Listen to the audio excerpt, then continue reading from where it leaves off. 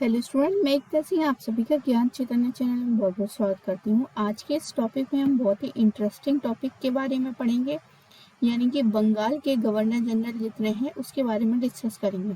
क्योंकि शुरुआत में जो है बंगाल के गवर्नर जनरल हुए हैं, उसके बाद जो है भारत के गवर्नर जनरल बने।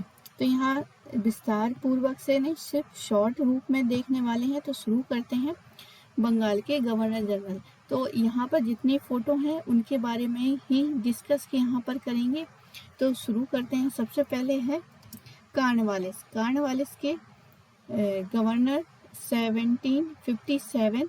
चूँकि ये बहुत इम्पोर्टेंट है एग्ज़ाम के पॉइंट ऑफ व्यू से, इसलिए इसको पढ़ेंगे। साथ ही इसको पढ़ने से जितने भी गवर्नर जनरल हैं, बंगाल के गवर्नर जनरल हो या भारत के गवर्नर जनरल हो या फिर वायसराय, उसका एक क्रम पढ़ते हुए हमें घटनाओं का क्रम भी पता चलेगा। साथ ही आधुनिक भारत में जितनी भी घटनाएं इम्पोर्टेंट है उसके बारे में भी पता चलेगा। तो इस टॉपिक को करने से हमें हमारे जो है बहुत सारे टॉपिक कवर हो जाएंगे। तो शुरू करते हैं।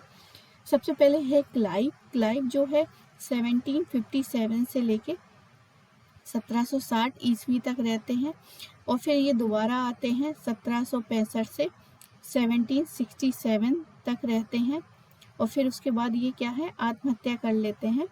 इसके बाद देखते हैं क्या क्या उन्होंने काम किया है। अवध के नवाब शुजाउद्दौला तथा मुगल सम्राट शाह आलम के साथ 1765 में इलाहाबाद की इन्होंने संधि की।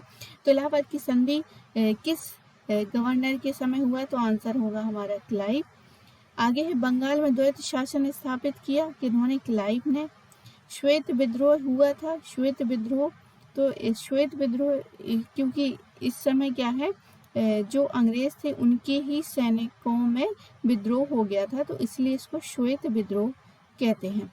आगे है कर्मचारियों द्वारा उपहार लेने पर इसने क्या लगाया था? प्रतिबंध लगाया था। आगे सोसाइटी फॉर ट्रेड की भी इसने स्थापना की थी। आगे स्टार्ट, तो इसका ये जो है स्टार्टिंग में क्या थे? क्लर्क थे। क्लर्क थे और फिर क्या है, इनको गवर्नर बना दिया जाता है। आगे देखते हैं। अब आते हैं वारेन हेस्टिंग। वारेन हेस्टिंग जो है 1772 से 1785 का इनका समय रहा है। बंगाल में जो द्वैत शासन क्लाइव में लगाया था उसकी समाप्ति इन्होंने की 1772 में। प्रथम आंग्ल मराठा इनके ही समय में हुआ था 1775 से 82 के समय। द्वितीय आंग्ल मैसूर इन्हीं के समय हुआ था 1780 से 1784 ईस्वी। रेगुलेटिंग एक्ट के तहत कलकत्ता में उच्चतम न्यायालय की स्थापना वारेन हेस्टिंग ने की। नंद कुमार को गलत आरोप में फांसी किसको दी गई? 1775 में इन्हीं के द्वारा दी गई, वारेन हेस्टिंग के समय। पिट्स इंडिया एक्ट आया 1784 में। भारत में पंचवर्षीय फिर एक वर्षीय बंदोबस्त लागू किया गया, तो वारेन हेस्टिंग के समय। बनारस की संधि हुई थी 1773 में। कलकत्ता में सरकारी टकसाल की भी इन्होंने स्थापना की थी और दस्तक का प्रयोग पर प्रतिबंध लगा दिया था। आगे देखते हैं कार्नवालिस। कार्नवालिस जो है 1786 से लेके 1793 में आते हैं। तृतीय आंग्ल मैसूर इन्हीं के समय हुआ था 1790 से 92। तृतीय आंग्ल मैसूर युद्ध। कलकत्ता, मुर्शिदाबाद, ढाका और पटना में 4 प्रांतीय न्यायालय की स्थापना की गई कार्नवालिस के समय। बंगाल में स्थायी बंदोबस्त प्रणाली की शुरुआत हुई 1793 में।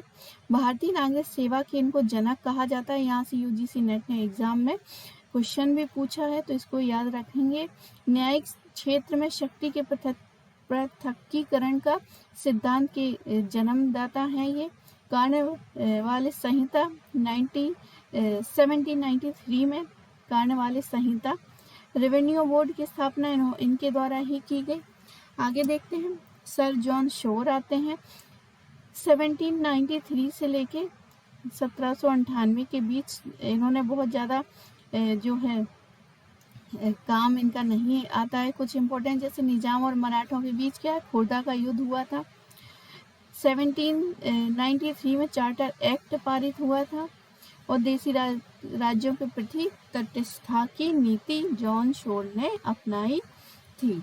आगे देखते हैं, लॉर्ड वेलेजली आते हैं। लॉर्ड वेलेजली के समय बहुत काम हुआ है, जैसे कि इनका समय देखते हैं। सबसे पहले 1798 से लेकर 1850 तक सहायक संधि प्रणाली द्वारा भारत में अंग्रेजी साम्राज्य का विस्तार किया गया।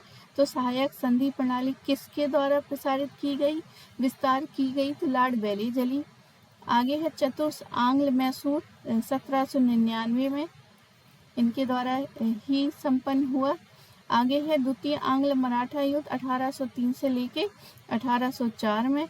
फोर्ट विलियम कॉलेज की स्थापना इनके समय की गई थी, लॉर्ड वेलेजली के समय में। और 31 दिसंबर 1802 में बाजीराव द्वितीय के साथ बेसिन की संधि भी इनकी हुई थी। आगे सहायक संधि द्वारा ब्रिटिश साम्राज्य में मिलाए गए क्षेत्र जो है, सबसे पहले हैदराबाद, इनका जो क्रम है वो पूछा जाता है।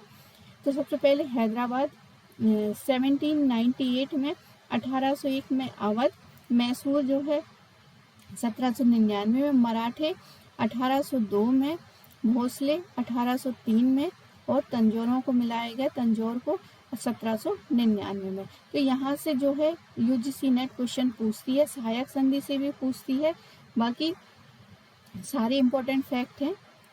आगे देखते हैं। अब यहाँ पर सर जॉर्ज वार्ले आते हैं। तो ये सर जॉर्ज वार्ले हैं, 1805 से लेके 1807। इनके समय में वेल्लोर सिपाही विद्रोह हुआ था 1806 में। ये बहुत इम्पोर्टेंट फैक्ट है। आगे है लॉर्ड मिंटो। तो ये है मिंटो, एक ये प्रथम है। इसके बाद भी 1900 के बाद भी एक मिंटो आते हैं, तो याद रखिए। एक मिंटो पहले भी हैं जो ये हैं। इनका समय पीरियड था 1808 से 1813 तक। महाराजा रणजीत सिंह के समय प्रसिद्ध अमृतसर की संधि इन्हीं के साथ संपन्न हुई थी 1809 में। आगे आते हैं लॉर्ड हेस्टिंग। तो लॉर्ड हेस्टिंग जो है 1813 में 1823 तक रहते हैं। इनके समय प्रथम आंग्ल नेपाल युद्ध चला था। तृतीय आंग्ल मराठा युद्ध 1817 से 1818। पिंडारियों का दमन हेस्टिंग के समय में हुआ था 1817 से 1818। और बंगाल में काश्तकारी अधिनियम लागू किया था 1822 में। तो ये कुछ इम्पोर्टेंट है। आगे देखते हैं, ये अंतिम है। लॉर्ड एम हर्स्ट जो है 1823 से लेकर 1828 तक इनका समय रहता है। प्रथम आंग्ल बर्मा युद्ध 1824 से 1826 लॉर्ड एम हर्स्ट के टाइम हुआ था और बैरकपुर की छावनी में विद्रोह हुआ था। तो ये कुछ इम्पोर्टेंट है। इसके बाद जो है विलियम बेंटिक आते हैं। विलियम बेंटिक जो कि भारत के गवर्नर जनरल बनते हैं पहले। तो इसको हम अगले वीडियो में देखेंगे। आई होप आपको ये वीडियो पसंद आएंगे। यूजीसी नेट के लिए ये सारे फैक्ट बहुत इंपॉर्टेंट है। अगर आप एक बार भी देख के जाते हैं तो आपके जो एग्ज़ाम है बहुत अच्छा होने वाला है। तो आई होप आपको वीडियो पसंद आया होगा। पसंद आया तो प्लीज़ लाइक करिए, शेयर कीजिए, सब्सक्राइब कीजिए। और आप सभी का बहुत बहुत धन्यवाद। मिलते हैं अगले वीडियो में।